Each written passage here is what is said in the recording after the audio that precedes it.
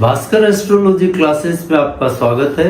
साथियों, जन्म कुंडली में सभी ग्रहों की अपनी अपनी एक भूमिका होती है और सभी ग्रहों की भाव स्थिति के अनुसार ही जातक के बारे में यह तय होता है कि उसका जीवन कैसा रहेगा, यानी उसका रहन सहन कैसा होगा, जीवन स्तर कैसा होगा, शिक्षा दीक्षा कैसी होगी। इन सब बातों को विचार करने के लिए पूरी जन्म कुंडली का ही अध्ययन किया जाता है। अब कुंडली में जैसे नक्षत्र स्वामी की एक सर्वोपरि भूमिका होती है, उसी तरह चंद्रमा की भी जन्म कुंडली में एक विशेष भूमिका होती है। और आज के चैप्टर में हम विशेष रूप से चंद्रमा की ही बात करेंगे। मूल रूप से हम देखें तो कालपुरुष की कुंडली में यानी मेष लग्न की कुंडली में चंद्रमा चतुर्थ भाव का स्वामी होता है और इसी वजह से चतुर्थ भाव के सभी कारकत्वों पर चंद्रमा का अधिकार माना गया है। एक जातक जब इस संसार में आता है तो उसका सबसे पहला संपर्क अपनी माता की कोख से होता है, यानी वह सबसे पहले अपने माता के गर्भ में आता है और जब तक वह कुछ बड़ा नहीं हो जाए तब तक माता ही उसके लिए सब कुछ होती है। उसकी मित्रता, उसका सुख, उसके रहने का स्थान इत्यादि सब कुछ माता के साथ जुड़ा हुआ होता है, यानी उसका घर, रहने का स्थान, यह सब माता से ही जुड़ा होता है। रहने का स्थान इसलिए क्योंकि बचपन में बालक माता के साथ ही रहता है। माता जहाँ जाएगी बालक भी वहाँ जाएगा। यदि माता ससुराल में है तो बालक भी उसके साथ ससुराल में ही रहेगा। और मान लीजिए वह अपने मायके यानी पीहर जाती है तो बालक भी उसके साथ ही जाता है। इसीलिए माता, मित्र, स्वार्जित संपत्ति, रहने का स्थान, इन सब बातों का विचार चतुर्थ भाव से ही किया जाता है। चतुर्थ भाव यानी चंद्रमा। अब आज का हमारा विषय यह है कि चंद्रमा की स्थिति कुंडली में देखकर यह कैसे जाना जाए कि यह जातक मकान के ग्राउंड फ्लोर पर रहता होगा या अपर फ्लोर पर रहता होगा, और यदि ऐसा नहीं करता होगा तो उसको क्या फल मिलते हैं। और इन सब बातों के लिए हमको जन्म कुंडली में चंद्रमा की स्थिति देखनी पड़ेगी कि चंद्रमा कहाँ बैठा है। लग्न यहाँ पर कोई सा भी हो उससे कोई फर्क नहीं पड़ेगा। यह सूत्र सभी लग्नों में लागू होगा और मुख्यतः 6 ग्रहों पर ही लागू होता है, बाकी में कोई विशेष बात नहीं है। यहाँ हमको सिर्फ देखना है चंद्रमा कहाँ बैठा है। अब मान लीजिए चंद्रमा द्वादश लग्न या द्वितीय भाव में बैठा है तो यह पक्का समझिए कि यह जातक अपर फ्लोर पर रहता होगा। और यदि वह अपर फ्लोर पर रहता है तो उसकी कुंडली में जो भी अच्छे फल उसको मिलने चाहिए वो उसको अवश्य मिलते रहते हैं। और यदि ऐसा जातक इसके विपरीत यदि वह ग्राउंड फ्लोर पर रहता होगा तो उसे जीवन में कुछ विपरीत परिस्थितियों का सामना करना पड़ता है।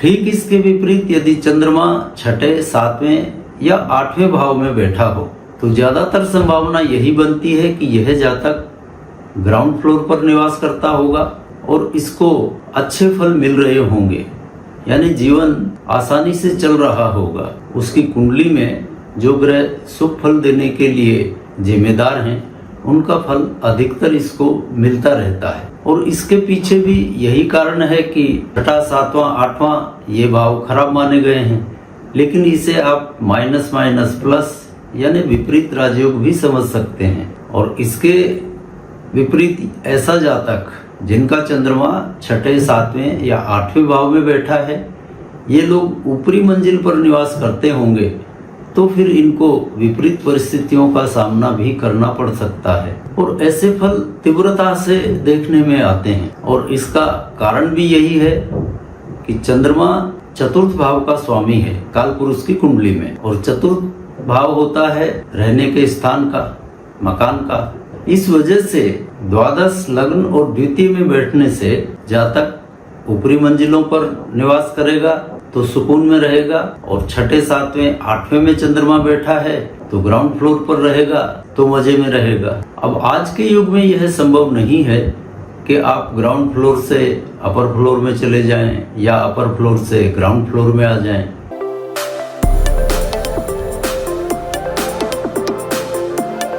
आजकल तो मकान मिलना ही बहुत मुश्किल है, चाहे किराए का हो या खुद का हो। जहाँ भी मकान मिल गया वहीं पर रहना पड़ता है। और चंद्रमा की यह स्थिति हम किसी पूजा पाठ से नहीं बदल सकते। तो ऐसे में किया क्या जाए? जिनके लिए संभव है वो तो ऐसा कर सकते हैं, लेकिन जिनके लिए संभव नहीं है उनके लिए यह बड़ी मुश्किल का काम है। लेकिन चंद्रमा की इस स्थिति के अलावा एक स्थिति और बनती है दशानाथ की, और दशाएं भी बदलती रहती हैं। इसीलिए हम देखते हैं कि जीवन में कभी कुछ अच्छा समय चल रहा है, कभी कुछ समय खराब आ जाता है, और उसके लिए यही स्थिति जिम्मेदार होती है। और इसमें आप पाएंगे कि जो दशा चल रही है उस दशा में यदि दशानाथ की उच्च राशि द्वादश लग्न या द्वितीय भाव में पड़ रही है और ऐसा जातक यदि अपर फ्लोर पर निवास कर रहा है तो उसके लिए बहुत अनुकूल परिस्थितियां जीवन में हो जाती हैं। बड़ी सुगमता से उसका जीवन चलता रहता है। और संभव हो तो ऐसे जातकों को इन दशाओं में ऊपरी मंजिलों पर ही निवास करना चाहिए। और जिन लोगों की कुंडली में दशानाथ की उच्च राशि द्वादश लग्न या द्वितीय भाव में है और वो ग्राउंड फ्लोर पर निवास करते होंगे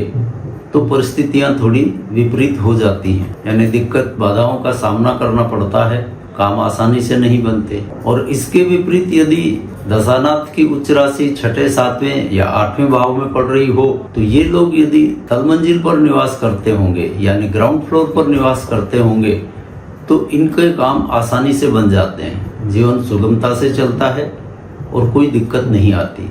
और ऐसे लोगों को फर्स्ट फ्लोर पर रहने से दिक्कतों का सामना करना पड़ता है। तो अब आदमी चाहे ग्राउंड फ्लोर पर रहे चाहे अपर फ्लोर पे रहे, दशाएं तो बदलती ही रहती हैं। इसीलिए कुछ समय अच्छा चलता रहता है, कुछ खराब आता है।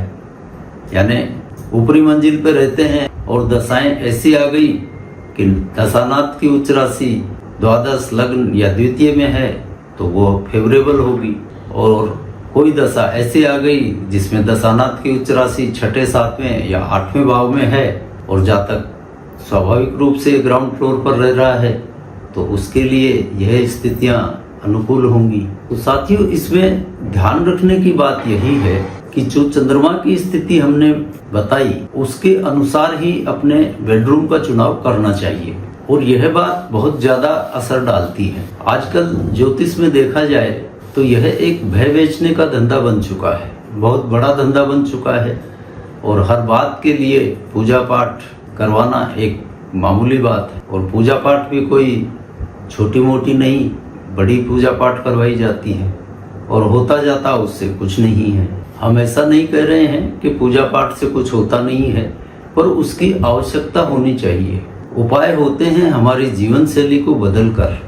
अब हमने आज आपसे जिस विषय पर बात की, यदि आप इसके अनुसार अपने बेडरूम को चेंज कर लेते हैं तो आपको यकीन मानिए बहुत अनुकूल फल मिलते चले जाएंगे। इसके लिए किसी पूजा पाठ की आवश्यकता नहीं है, सिर्फ हमारी जीवन शैली को बदलना ही पर्याप्त होगा और कोई बड़े भारी तामझाम की जरूरत नहीं है। और यहाँ हमने आपको एक उपाय ही बताया है और इसे अपनाकर आप बहुत सुंदर फल प्राप्त कर सकते हैं। आपकी कठिनाइयों का निवारण इससे हो जाएगा और आप कर सकते हो तो इसे अवश्य करिए।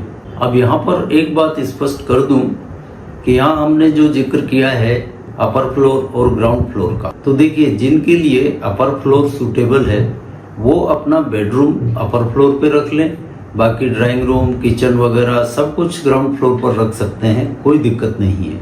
सिर्फ बेडरूम अपर फ्लोर पे होना चाहिए। और जिनके लिए ग्राउंड फ्लोर सूटेबल है उनका बेडरूम ग्राउंड फ्लोर पर होना चाहिए, बाकी किचन वगैरह, ड्राइंग रूम वगैरह आप अपर फ्लोर पर रख सकते हैं। तो आशा है इस साधारण से उपाय का आप अवश्य फायदा उठाएंगे। और इसी के साथ आज के चैप्टर को विराम देते हैं और मिलते हैं अगले चैप्टर में किसी नए विषय के साथ। तब तक के लिए जय जय सिया राम।